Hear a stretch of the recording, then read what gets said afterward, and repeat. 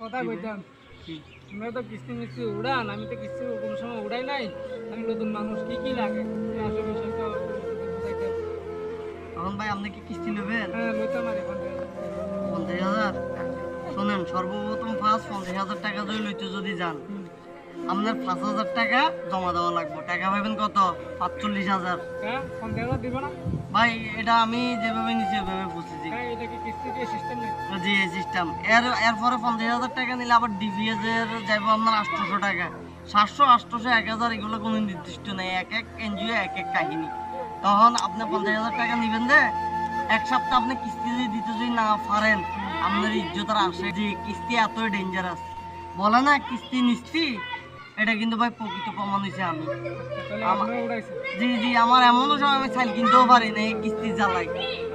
এমন একটা ঈদ গেছে, রোজা গেছে। এখন দেখেন না আমার একটু হেল্প করতে হবে, আমি তো বাড়ি গেছি তো আপনার।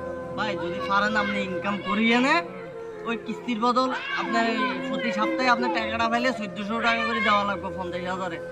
তা আপনি একটা কাজ করেন, ইনকাম করি আপাতত মানুষের টাকা দেন, মানুষ মারি ফেলবে না আপনাদের। না ভাই কথাটা কইছেন ঠিক আছে, এখন দেখি তারপর চেষ্টা করতেছি কিস্তিটা উঠালে একটু ভালো হতো। ভালো বলতে ভাই ভালো এতটুকু বুঝি, কিস্তি কিন্তু যাত্রার লাই আসে নাই। তাহলে একটু থাক, ভাইটা চিন্তা চাই দেখি কি করা যায়।